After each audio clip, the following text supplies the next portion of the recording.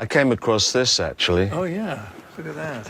And see what Dave wrote there. For Keith, with many thanks for your 4/4 version. The full version of Well, yes. Blue Rondelet. Well, of course, yes, because he did actually write it in 9/8, which is, you know.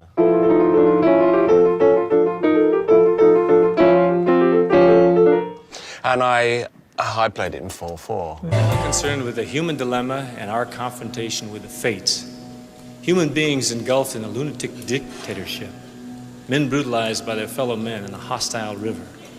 Families ripping up their old roots. Fame can buy you everything in Hollywood except the courage to speak up. One man dared to challenge the rules. At 94, Clint Eastwood stands alone against cancel culture. His 1973 Oscar joke still infuriates social media today. What sparked this decades-long war with woke culture? Let's talk about Hollywood's biggest nightmare, a man who doesn't give a damn about their precious feelings. While A-listers are hiring sensitivity consultants to check their Instagram captions, Clint Eastwood is out here making the cancel mob's head spin faster than his six-shooter in The Good, the Bad, and the Ugly. The year was 1973, and the Academy Awards stage was set for what would become Hollywood's longest-running rebellion. Marlon Brando had just pulled the ultimate Hollywood stunt, refusing his Oscar for The Godfather and sending Native American activist Sachin Littlefeather in his place. Then comes Eastwood, swagger intact, delivering words that would make Twitter implode today. I don't know if I should present this award on behalf of all the cowboys shot in all the John Ford westerns over the years. I don't know if I should present this award on behalf of all the cowboys shot in all the John Ford westerns over the years. Back then, it got a few nervous laughs. Today, it would have sparked 14 Twitter threads, 20 YouTube apology videos, and enough think pieces to fill the Library of Congress. But here's what makes Clint different. He doesn't just refuse to apologize, he doubles down. What do I care about? It's not the younger generation, it's the older generation now. The younger generation's fine. Everybody's walking on eggshells, he growled in a recent interview, probably while making that squinty-eyed look that made a million bad guys rethink their life choices. That's the kiss-ass generation we're in right now. We're really in a sigh generation. Talk about political correctness in a new Esquire magazine interview. Here's the quote. Everybody's getting tired of political correctness. Kissing up. That's the kiss-ass generation. I'm sorry I used that word. Generation we're in right now. Everybody's walking on eggshells. Now, if those words made you clutch your pearls, maybe switch to a video about puppies, because we're just getting started. It's dull. It's, nobody's enjoying. I grew up in a neighborhood with lots of different types of people, a lot of different nationalities, and along the way, because I moved a lot, I was born in the Depression, and so I moved a lot, and I knew a lot of people, and I always enjoyed the differences. And I think if people enjoy the differences in everybody, then they are willing to, to have fun with it. We used to have fun with it. We'd insult each other and laugh and scratch with it, and it was not a bad thing. People didn't take themselves that seriously at that point in time. Take his directing style. While modern directors spend months creating safe spaces on set, Eastwood's philosophy is simpler. Just say the lines and don't bump into the furniture. No 100 takes, no method acting drama, no trigger warnings. One take, maybe two, then move on. It's the kind of old school efficiency that makes modern Hollywood look like a freshman drama workshop. He treats his actors like horses. Because when he was doing, there's a great show, Rawhide. I don't know if you're old enough to remember Rawhide. He played Rowdy Yates, a Western. And he had all these old directors there who directed movies that made a big deal about yelling action. We're rolling. All right, stand by. This is a take. Everybody ready? Out of 3, 2, 1. Action! And every time they would do that, the horses they were on would bolt, action! And they'd have to, so when you're in a Clint Eastwood movie, you don't even know the camera's rolling, and you just hear over your shoulder, all right, go ahead.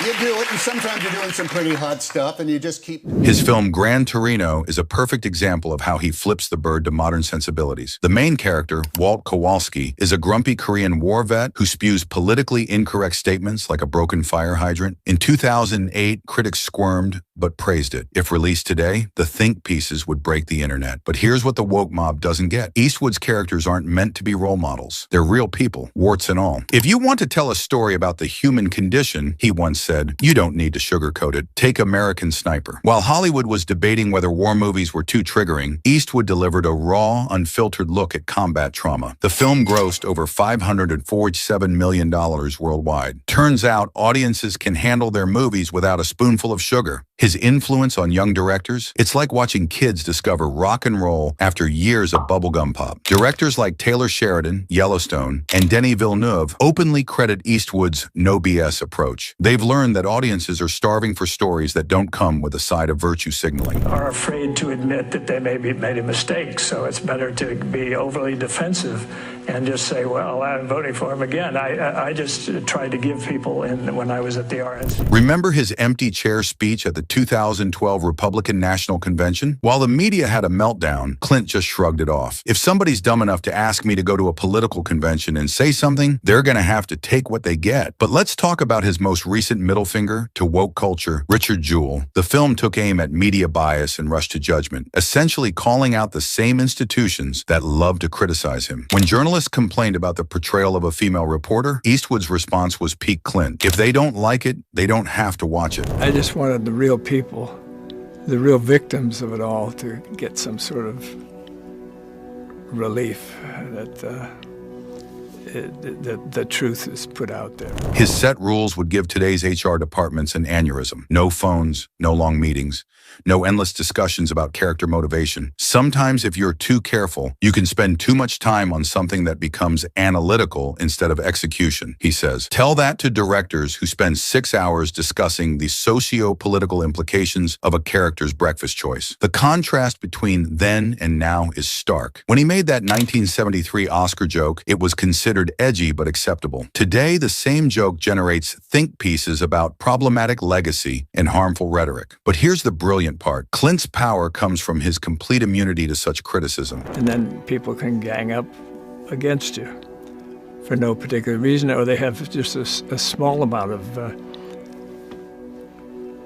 information, and they just run off with that. You can't cancel someone who never bent the knee to begin with. While other Hollywood veterans are apologizing for decades-old comments, Eastwood keeps pushing boundaries. Million Dollar Baby tackled euthanasia. Letters from Iwo Jima showed W.H. from the Japanese perspective. The Mule featured an 88-year-old drug runner. Try pitching those to a modern studio without triggering a sensitivity review. His impact on cinema goes beyond just content. Eastwood pioneered the idea that directors don't need to coddle their audience.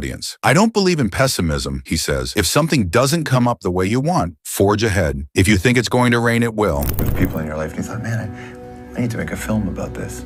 No, not until I read the whole story, the way he designed it, and the fact that he did kind of a spiritual take without making it necessary. Young actors who work with him often describe it as a culture shock. No warm-up exercises, no group hugs, just show up, know your lines, and deliver. It's like working with Mount Rushmore, one actor said. He expects you to be professional and do your job. What a concept. The irony? While critics paint him as a relic, his films consistently tackle contemporary issues. Immigration in Gran Torino, false accusations in Richard Jewell, media bias in Sully. These aren't exactly topics from the 1950s Western playbook. The cultural thing, it expresses embarrassment or insecurity. It's not that they're laughing at you or anything.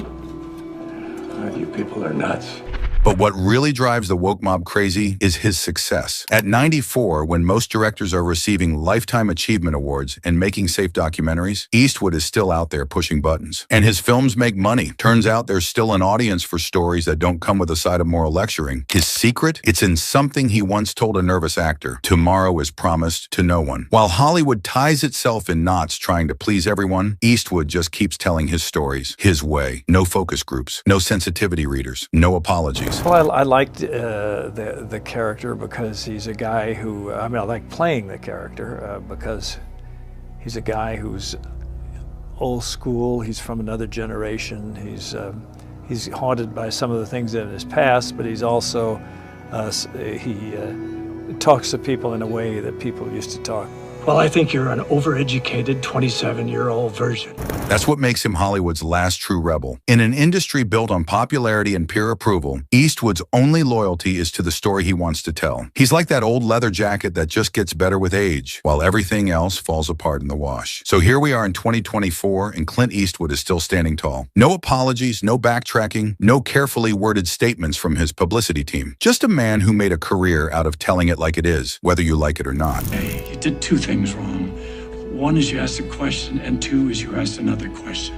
This kind of certainty comes but just once in a lifetime. Every gun makes its own tune. An accident is fate. Murder is easy. Maybe that's why he's lasted so long in an industry that eats its own. While others chase trends, Eastwood chases truth. While others apologize, he doubles down. And while others walk on eggshells, he stomps through Hollywood in boots that have kicked more ass than most action stars' entire careers. In the end, perhaps his greatest contribution isn't any single film or performance. It's showing that you can survive, even thrive, in Hollywood without surrendering to the mob. As he once said, "I have a very strict gun control policy. If there's a gun around, I want to be in control of it." And he did a beautiful job with it. He did a fine job. No, I love the guy. No, seriously. Both. No. I say that because he's like, it's like, guess what? Mount Rushmore just came down from South Dakota, and you're working for him now. Replace gun with story, and you've got Clint's entire philosophy. In a world of endless apologies and careful statements, he remains the last man standing who truly controls his narrative. As Hollywood continues its endless cycle of apologies and outrage, Clint Eastwood remains unshakable, a living testament to an era when storytelling trumped sensitivity.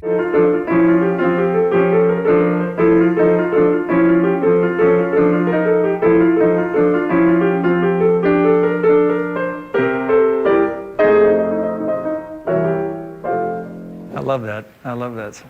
That's